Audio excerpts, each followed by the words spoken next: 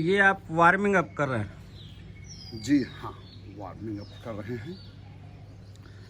दरअसल जब हम सुबह उठते हैं तो बॉडी को रिलैक्स करने के लिए सिर से लेकर के पैर तक की छोटी छोटी एक्सरसाइजेस करते हैं। जैसे मुंह को यहाँ से शुरू करते हैं। सबसे पहले आँखों को बंद करना और खोलना, तो इससे आँख की नसें जो है वह वार्म अप होती हैं और ढीली होती हैं, रिलैक्स होती हैं कहिए। फिर इसी से नाक का भी रिलैक्सेशन होता है। फिर मुंह ऐसे करते हैं, खोलते हैं और उसके बाद ताकत के साथ धीरे धीरे बंद करते हैं। फिर चारों तरफ ऐसे फिर सिर घुमाते हैं, तो गर्दन की एक्सरसाइज होती है। फिर हाथों को इस तरह से करते हैं, मुट्ठी इस तरह से बांधते खोलते हैं, तो हाथों की एक्सरसाइज होती है, रिलैक्स होता है। फिर इसको ऐसे सीधे, फिर इसको उल्टे करने से यहाँ का हो गया। और फिर खड़े हो जाते हैं, कमर को ऐसे, कमर का हो गया। फिर पैर के लिए हाफ सिटिंग करते हैं, नी के लिए it is half sitting. Full sitting नहीं करना चाहिए, क्योंकि फुल सिटिंग में अगर हम पूरा बैठ गए तो उसको उठने में फिर नी पर असर पड़ता है, डिप्रिशिएट करते हैं नी के जॉइंट्स। तो इसलिए हाफ सिटिंग ही करना, यहाँ से रिलैक्सेशन होता है, इस पर वार्मिंग होता है। फिर उसके बाद फिर हम पैर को ऐसे करके, जैसे हाथों के लिए किया था, उसके बाद ऐसे करते हैं, अंदर की तरफ खींचते हैं पंजों को 5 से 7 बार, फिर बाहर की तरफ करते हैं। पहले अंदर की तरफ, फिर बाहर की तरफ, और उसके बाद लाइक दिस। तो इससे कुल मिलाकर के बॉडी के हर पार्ट का,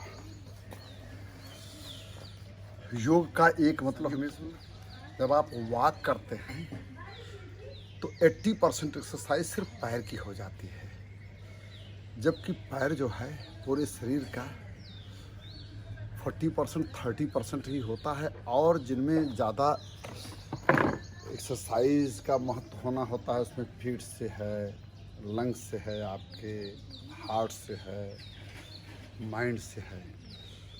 तो जब हम वॉक करते हैं तो ये बेसिकली पैरों की एक्सरसाइज ज़्यादा हो जाती है, टांगों की एक्सरसाइज ज़्यादा होती है, होलिस्टिक नहीं होती।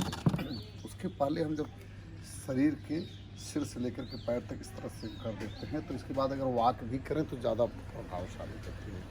कुछ लोग वॉक करने के बाद इसको करते हैं, लेकिन पूरी बॉडी का टच होना, शरीर के हर अंग के लिए कुछ स्पेसिफिक एक्सरसाइज होना जरूरी। अब उसके बाद हम यम नियमासन, प्राणायाम, प्रत्याहार, धारणा, ध्यान, समाधि, जो 8 अंग हैं, तो उन 8 अंगों का भी, जैसे शरीर के सभी अंगों की एक्सरसाइज का एक दूसरे के साथ योग होना चाहिए, जुड़ाव होना चाहिए, उसी तरह से महर्षि पतंजलि ने जो 8 अंग बनाए हैं, उसमें से यम नियम आसन, यम नियम आसन, प्राणायाम, धारणा, ध्यान, समाधि, प्रत्याहार और समाधि। प्रत्याहार समाधि, जी थैंक यू। तो ये अष्टांगिक में भी यम और नियम के बिना आगे चीज़ें नहीं बढ़ती हैं।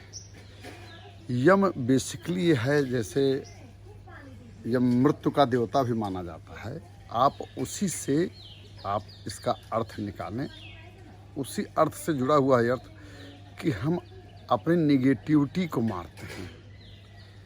यम का मतलब यही है, जिसमें आप देखते हैं कि अहिंसा मतलब हिंसक प्रवृत्तियों को मारना, सत्य आप कह सकते हैं कि असत्य को मारना मतलब सत्य पर चलना, अस्तेय अपरिग्रह, ब्रह्मचर्य, ये सब बहुत सामान्य शब्द हैं, हम लोग सब इसका अर्थ यानी योग जो है वो केवल कसरत नहीं है, पीटी एक्सरसाइज, इसमें आपका आचरण भी शामिल है। जी, दरअसल यह आचरण से ही शुरू होता है। पूरे योगाचरण का प्रथम चरण ही आचरण है। योगाचरण का प्रथम चरण ही आचरण है। और वो जैसे कहते हैं कि आचारहीनम न पुनन्ति वेदा, तो आचारहीन व्यक्ति को वेद भी पवित्र नहीं कर सकते। मतलब यह है कि सबसे पहले हमको अपने आचरण पर, और आचरण की प्रथम सीढ़ी है यम, कि हमें निगेटिविटी को अपने मारना है।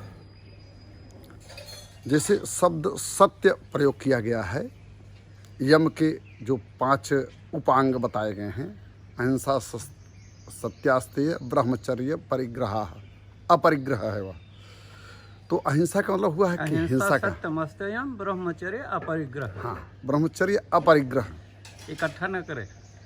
हाँ, अहिंसा सत्यास्तेय ब्रह्मचर्य परिग्रह, ब्रह्मचर्या पर अपरिग्रह है, ऐसे करके है। तो अहिंसा हो गई। हाँ, पांचों अपरिग्रह एक तरह से अनासक्ति से है, मतलब या क्या है, या जो ईशावास्य उपनिषद में आया है, तेन त्यक्तेन भुंजे था। जी, अपरिग्रह आप एक उसको आप कह सकते हैं कि जरूरत से ज़्यादा नीड बेस्ड हो, वह ग्रीड बेस्ड ना हो, लोभाश्रित ना हो, वो आवश्यकता अनुरूपता, जितना यथावश्यक उसको कह सकते हैं, उतना ही प्रकृति से लीजिए, उतना ही लीजिए। हाँ, नीडी होना है हमको, ग्रीडी नहीं होना है, इतना सिंपल एकदम है। और इसी तरह से ब्रह्मचर्य के मामले में भी कई लोग ये कहते हैं कि ये सन्यासी को करना है, यह गृहस्थ को करना है। ब्रह्मचर्य का सिर्फ एक मतलब है, जिसको मेरा एक नया शब्द है, नया कॉन्सेप्ट है, देवाग्रह। ब्रह्मचर्य का मतलब कि ब्रह्म में विचरण करना, मतलब अपने अंदर देवत्व की भावना से, कि उसमें भी आवश्यकता अनुसार, मतलब कि किसी भी चीज़ों को देखना। जैसे कहते हैं कि आहार निद्रा भय मैथुनम च सामान्य में तत् पशु भी समानम। तो सामान्य जो शब्द आया है, बस वो सामान्यता के मामूल के मुताबिक यह चीज़ जो है, और विशेष करके उसका शाब्दिक अर्थ लें कि ब्रह्म को धारण करके अपने को ब्रह्म के सन्मुख मानते हुए कि ईश्वर हमारा साक्षी है, ऐसे जब हम कोई काम करते हैं तो यह ब्रह्म विचरण है, ब्रह्मचर्य है। ईश्वर शरणागति। जी हाँ, हाँ, एकदम आप कह सकते हैं उस तरह से भी उसको। और अगर आप पांडित्यपूर्ण में भाषा में कहें तो स्व शरणागत भी है। तो एकदम हमको नेचुरल सेल्फ में, ब्रह्म में, मूल में, और जैसे ब्रह्म का है कि विस्तार, मतलब एक्सपैंड, तो जिसमें आपका मस्तिष्क का विस्तार होता है, जैसे कि कहते हैं हम एक्सपोजर, हृदय का विस्तार होता है, जैसे हम लोग कहते हैं बहुत सारी समस्याओं का हल है बड़ा दिल। तो ब्रह्मचर्य का मतलब या नहीं है कि विवाह न करिए या सहवास न करिए, मतलब कि इन सब चीज़ों के मूल में एक ब्रह्म वृत्ति होना, हम ब्रह्म में लीन ही नहीं करते, ब्रह्मोन्मुख होना। क्या कहता है? जैसे यम, उसमें नि उपसर्ग लगा कि आप ऐसा भी कह सकते हैं कि यम में जो 5 चीज़ें बताई गई हैं, इनको एकदम नियम के रूप में उसको थोड़ा सा और उसमें रिजिडिटी ले आना, उसको और स्ट्रेंथन करना इन 5 चीज़ों को। उसके लिए भी जैसे पहला कि नकारात्मकता न हो तो न्यूट्रलिटी आई, और दूसरा सकारात्मकता आवे, जैसे निगेटिव न होना ही पर्याप्त नहीं है, उसके लिए पॉजिटिव होना भी जरूरी है, यह दूसरी चीज़ है। अब जैसे उसमें शौच, पवित्रता, स्वच्छता, जैसे कहा कि सत्य ही ईश्वर है, स्वच्छता ईश्वर का दूसरा नाम है, या आज भी हम देखते हैं पूरी दुनिया में भारत को इस बारे में जान रहे हैं पिछले 5-7 सालों से कि हमको साफ सफाई से रहना चाहिए, स्वच्छता से रहना चाहिए। अब आंतरिक शौच और बाहरी शौच, पवित्रता दोनों है इसमें। और देखिए तमाम जो बीमारियां हो रही हैं उसमें पवित्रता की कमी से ही, अभी जैसे आप देख रहे होंगे कि हाथ का धुलना भी, कुछ लोग 5 सेकंड में ऐसा हाथ धुल लेते हैं जैसे कोई फॉर्मेलिटी की है। बताया जा रहा है कि 20 मिनट में हाथ धुलना है, 20 सेकंड, ओ सॉरी 20 सेकंड हाथ धुलना चाहिए और बाकायदा हाथ धुलना चाहिए। तो इसी तरह से छोटी छोटी चीज़ों को अब आप जब बारीकी से देखते हैं तो इसी तरह से आंतरिक शौच, बाह्य शौच, दोनों तरह की पवित्रता। फिर इसके अलावा फिर कहा कि संतोष, जब आप संतोष की वृत्ति, यथालाभ संतोष की वृत्ति में जब नहीं रहते हैं तो उसमें तमाम अनाप शनाप काम करने पड़ते हैं। तो इसलिए यथालाभ संतोष, अगर संतोष का हम विस्तार करें तो थोड़ा सा विस्तार करें तो यथालाभ मतलब जैसा लाभ हो, ऐसा लाभ जिसमें भला हो, तो उसको यथालाभ संतोष कहेंगे। शायद अंग्रेजी में इसीलिए कहा है कि अनड्यू गेन के लिए नहीं करना चाहिए, मतलब उचित लाभ से संतोष करना चाहिए। हाँ, उचित, वही इसीलिए जैसे कि अगर कई व्यवसाय हैं उसमें आप देखें ज़रूरत के समय में लोग जब देखते हैं कि लोग क्राइसिस में है तो उसका दाम बढ़ा देते हैं। इस बारे में गांधी जी का कहना था कि अगर कोई ज़्यादा फायदे के चक्कर में कोई व्यापारी पड़ता है तो इसका मतलब वो नुकसान में पड़ता है। वहाँ पर आत्मसंयम की और ज़्यादा ज़रूरत होती है कि आपको ज़्यादा लाभ के अवसर हैं तो भी आप उचित लाभ ही लें, लालच में न पड़े, लालच में न पड़े। इसके अलावा है तप और स्वाध्याय। तप में जैसे कहा गया है, भारतीय ने कहा कि तपो न तपता वयमेव तपता है, हमें अपने को ही तपाना है। तपाना जैसे है कि हम देखते हैं कि बहुत सारे लोग भूखे हैं तो हम अपने को भी भूख में रखें। जैसे अभी ये हुआ कि अनाज की कमी हो सकती है, तो हमारे यहाँ जैसे 60% लोग जो हैं वो ओवर डाइट के नाते, ओवर ईटिंग के नाते अस्वस्थ हैं, मोटापा से। तो ऐसे लोगों को मॉर्निंग वॉक करना, एक्सरसाइज करना, वह सब तो ठीक है, लेकिन कम खा करके जितना ज़रूरत है शरीर को उतना ही खा करके, मिताहार यह भी तप का ही एक रूप है। जैसे जिसको कहते हैं तप, व्रत, तपस्वी राजा, जैसे कि सबके राम तपस्वी राजा, या कई ऋषियों मुनियों के लिए कहा गया कि वह कुबेर पर चढ़ाई किए लेकिन जितना जरूरी था जनता जनार्दन के लिए। तो और जैसे राजा रघु के लिए वर्णन है कि रघुवंश महाकाव्य में है। जी, आप तो अयोध्यावासी हैं।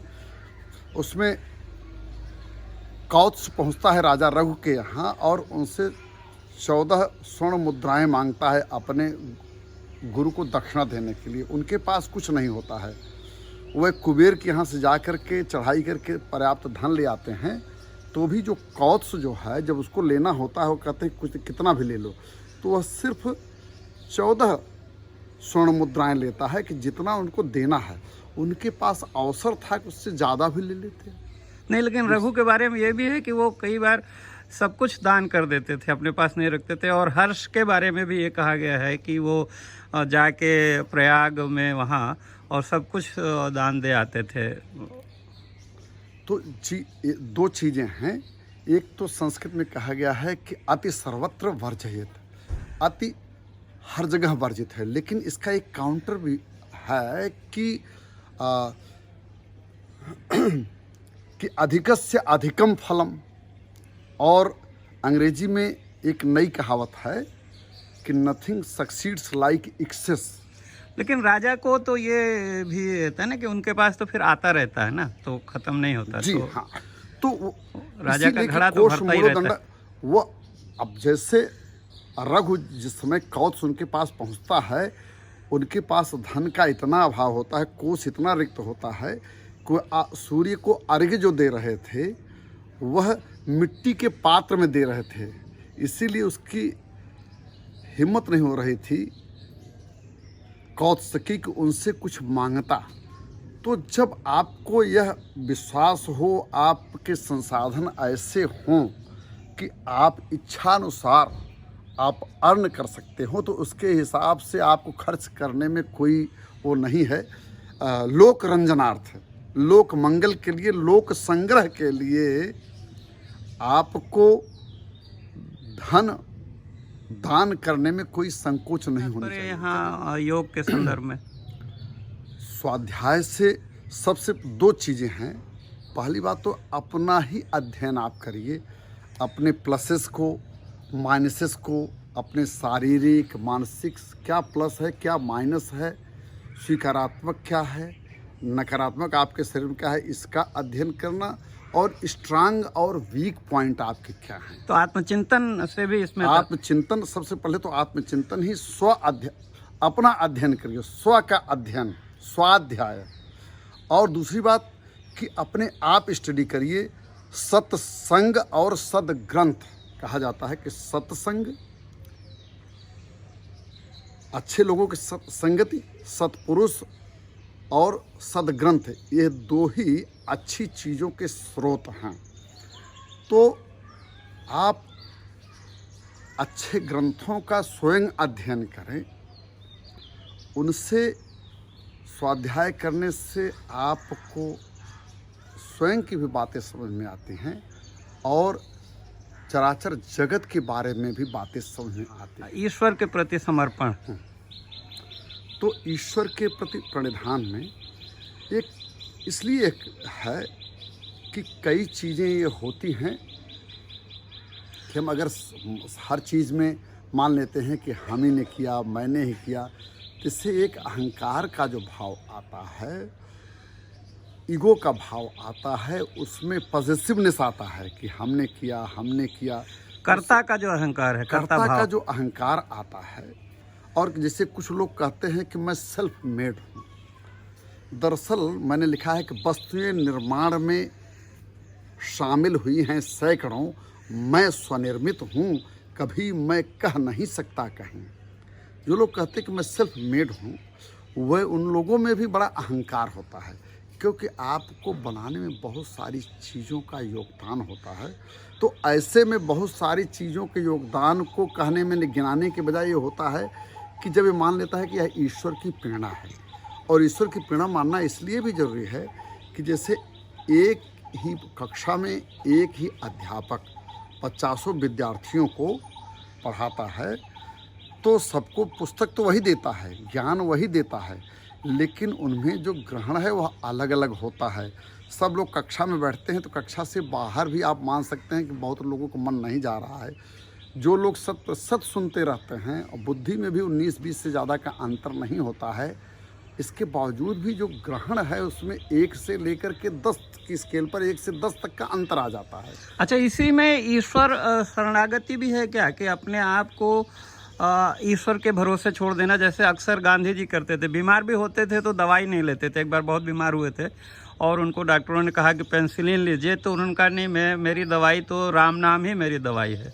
और उन्होंने राम के सहारे ही सब कुछ, हालांकि उनका नाम जो है राम, जो वो कहते थे कि उनकी कल्पना दूसरी थी ना। वो कहते हैं कि एक राम दशरथ का बेटा, एक राम घट घट में बैठा। तो वो जिस राम को मानते थे उसी पर सब कुछ छोड़ देते थे। जी, मैं ये है क्या कि जब हम एब्स्ट्रैक्ट चीज़ को, अमूर्त चीज़ को, किसी को कल्पना करते हैं तो उसका एक ये भी इच्छा होती है कि इसका मूर्त रूप क्या है। तो जैसे कहा गया है कि रामो विग्रहवान धर्म, अभी जो श्री राम जन्मभूमि ट्रस्ट बनाया गया है उसका आदर्श वाक्य रखा गया कि राम साक्षात शरीरधारी धर्म है, ब्रह्म का एक रूप उनको मान लिया, ब्रह्म का रूप है। तो आप जिस भी रूप में राम के मतलब धर्म के उन्नत रूपों का जो प्रकटीकरण होता है, अवतारों का एक महत्व होता है। उर्दू में एक कपलेट है कि खुदा हमको नज़र आने लगा इंसानी कामिल में, तलाशो जुस्तजू की सरहदें अब ख़त्म होते हैं, खुदा मुझको नज़र आने लगा इंसानी कामिल में। तो कामिल व्यक्ति क्या है? वह सिर्फ काबिल ही नहीं है, वह आमिल भी है। जब कामिल और आमिल मिलते हैं तब जा कर के काबिल और कामिल में मतलब कि ये चीज़ है कि कामिल अपनी काबिलियत को प्रैक्टिस में ले आकर उसको परिपूर्णता में करता है। तो भक्त जो है उसकी औसत भक्त की यह इच्छा होती है कि हम जिस तरह का विचार रखते हैं ईश्वर के इस स्वरूप का, वह उसको एक मूर्तिमान भी देखना चाहता है। अवगति गति कुछ कहे ना, अवगति गति निराकार ब्रह्म सबके बस की बात नहीं है। निराकार सबके ब्रह्म की सबके बस की बात नहीं है। इसीलिए जैसे काव्योस नाटकम रम्यम इसलिए होता है कि काव्य जो होता है, जैसे महाकाव्य हुआ, खंड काव्य हुआ, उसमें कोई पढ़ कर के आनंद लेता है, लेकिन जब नाटक में होता है तो जो पढ़ने लिखने की बात रहती है वो एक मूर्ति के रूप में भी सामने आती है। तो इसलिए जनमानस में, जन जन के मानस में, जनगण मन में नाटक की लोकप्रियता खंड काव्य या महाकाव्य या पठनीय काव्य की अपेक्षा ज़्यादा ऊंची होती है, विस्तृत होती है कह सकते हैं, लोक रंजनकारी, लोक मंगलकारी और लोक संग्रहकारी होती है। अगला पड़ाव जो है वो प्राणायाम का है। प्राणायाम भी इसका अनिवार्य अंग है। जी, वह तो मेरे हिसाब से प्राणायाम सबसे महत्वपूर्ण कड़ी है और सबसे बड़ा हिस्सा है इसका। प्राणायाम का मतलब हुआ प्राणों को आयाम देना। प्राण है ऑक्सीजन लेने देने की प्रक्रिया, श्वसन की प्रक्रिया, इनहेलिंग और एक्सहेलिंग। तो यह हम सबको मालूम है ज्ञान के तरीके से भी, वैज्ञानिक तरीके से भी, कि प्राणवायु यानी ऑक्सीजन ही प्राण है। अब सामान्य रूप से जिस तरह से हम लोग सांस लेते रहते हैं, देते रहते हैं, निकालते रहते हैं, श्वास को इनहेल करना, एक्सहेल करना, तो जब हम इसका विस्तार करते हैं, इसको डायमेंशन देते हैं कि वह प्राणवायु, श्वास को हम किस तरह से लें और रोकें कि हमारे सिर की सिराओं तक जाए, फिर उससे हमारे लंग्स में जो सामान्यतः जो जिनमें जो है एक्सपेंशन और कंट्रैक्शन होता है, उसको सामान्य से थोड़ा सा जब ज़्यादा करते हैं तब अंदरूनी एक्सरसाइज होती है। प्राणायाम का मतलब ही होता है कि प्राणों का अभ्यास, श्वासों का अभ्यास। जब हमारे लंग्स में अधिक वायु जाती है या वायु को अधिक देर तक हम अधिक मात्रा में लेकर अधिक देर तक रोकते हैं, तो वहाँ से अंदर ऑक्सीजन अधिक मात्रा में सक करने के उसके चांसेस, उसके अवसर बढ़ जाते हैं। इससे प्राणायाम से नाड़ियों की और चित्त की भी शुद्धि होती है। बिल्कुल, एकदम चित्त की भी, नाड़ियों की भी शुद्धि होती है। क्योंकि जैसे हमने सांस रोका और यहाँ सब भर लिया, जैसे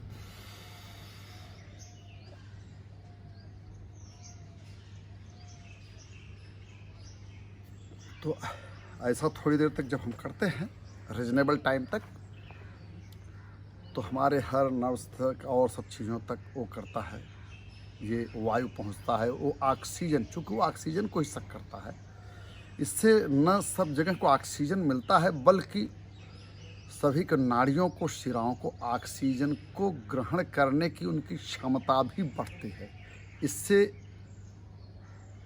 पहले आप जितनी सांस ले रहे हैं उसमें से जितनी ऑक्सीजन लेने की क्षमता उनकी थी, उससे ज़्यादा ऑक्सीजन का लाभ उठाने का उनको अवसर मिलता है। एकदम रेडीमेड अवसर देते हैं आप उनको कि ऑक्सीजन उनके दरवाजे पर, आपका ऑक्सीजन आपके द्वार, ऐसा आप समझ सकते हैं सामान्य भाषा में।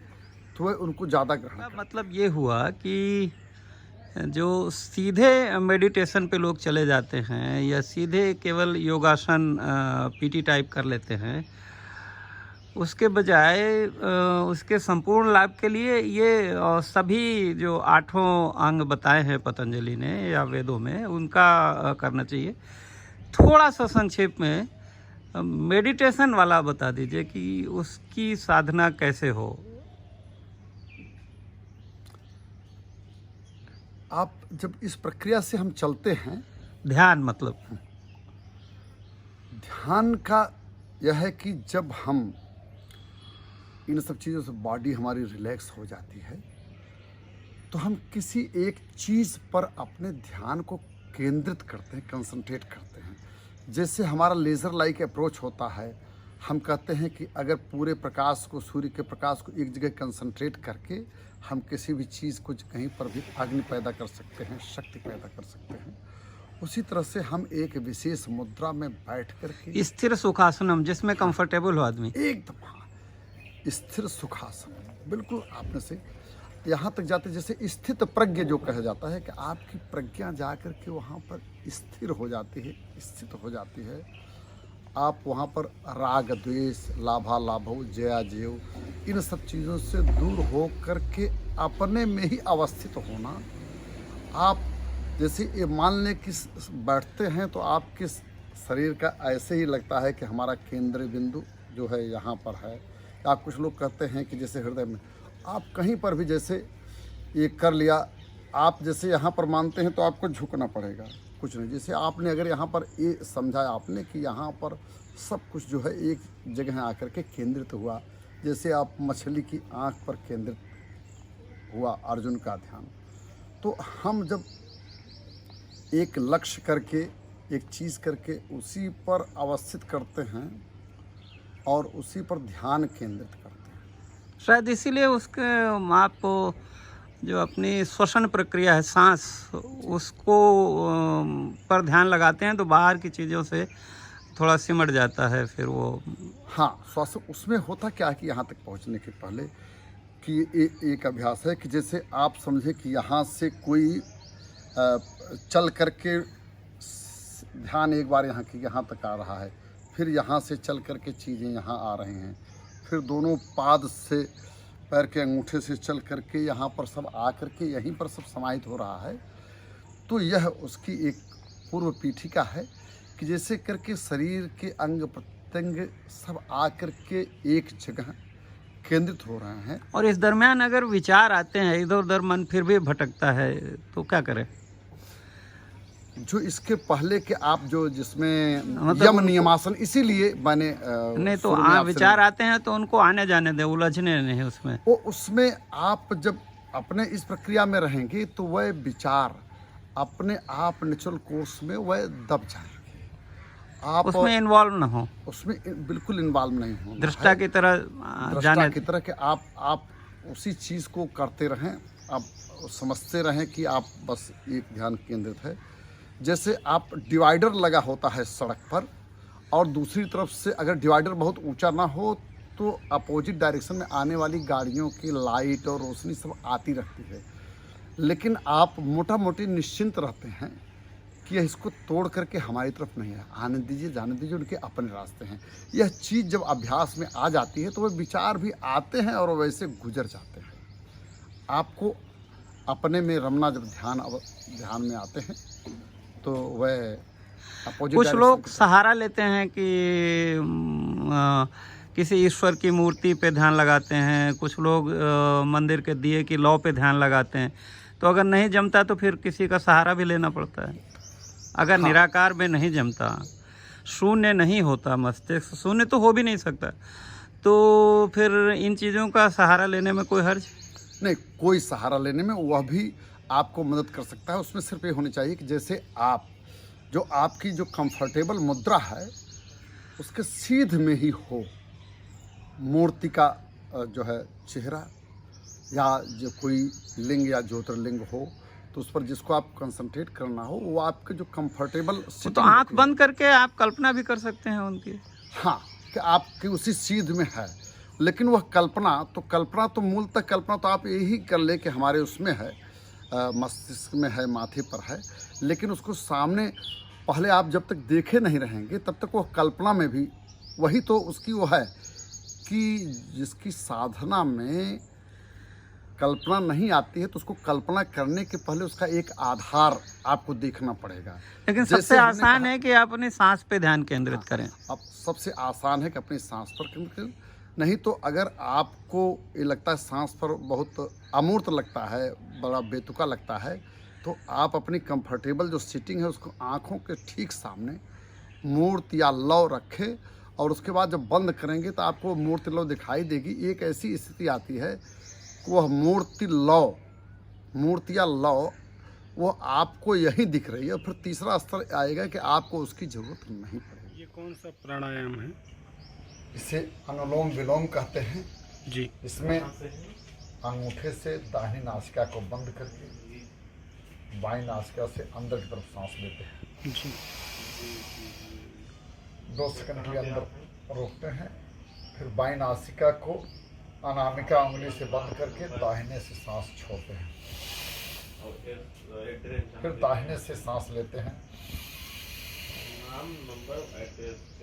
अंदर रोकते हैं 2 सेकंड के लिए, फिर बाएं से इस तरह से सांस छोड़ते हैं। ओके, जी। क्या आसन है? यह कपाल भाती आसन है। इसमें पेट के निचले हिस्से को झटके से अंदर ले आते हैं जी। और उसी के साथ झटके से सांस बाहर निकालते हैं। जी। फिर पेट को सामान्य करते हैं और फिर झटके से अंदर ले जाते हैं और सांस को बाहर निकालते हैं। जी। ले जा रहे हैं आप? ये मैं कुंभक प्राणायाम करने जा रहा हूँ।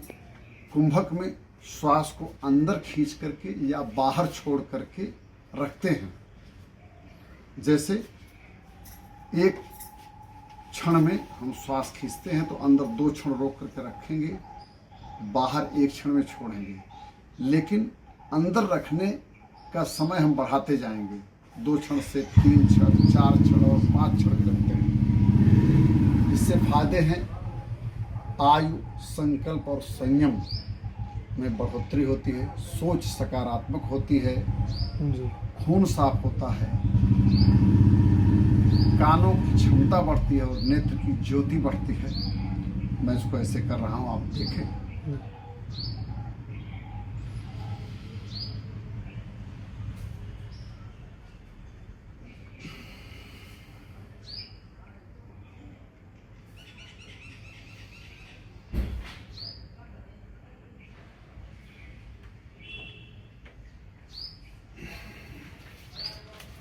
ठीक है, पहली बार 2 क्षण रोका, दूसरी बार 3 क्षण रोका सांस को। ठीक है, कौन सा प्राणायाम है? यह भस्त्रिका प्राणायाम है। इसमें पूरी और गहरी सांस अंदर लेते हैं और जोर से बाहर छोड़ते हैं, जैसा हम अभी करके दिखाते हैं। और इसमें अधिक से अधिक ऑक्सीजन शरीर को सप्लाई होता है और अधिक ऑक्सीजन के फायदे आप जानते हैं। और आप देखें इसको,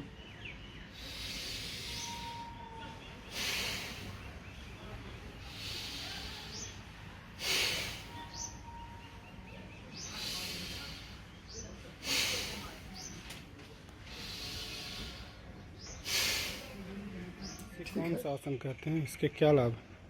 ये ताड़ आसन है। ठीक। ताड़ के पेड़ की तरह इसमें आकार बनता है।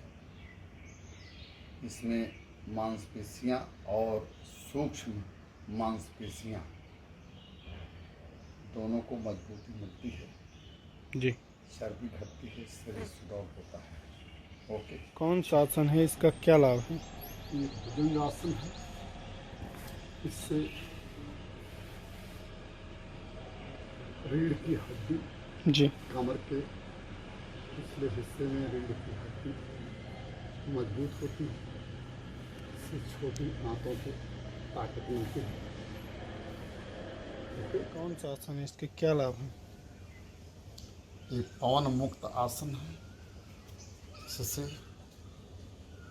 शरीर में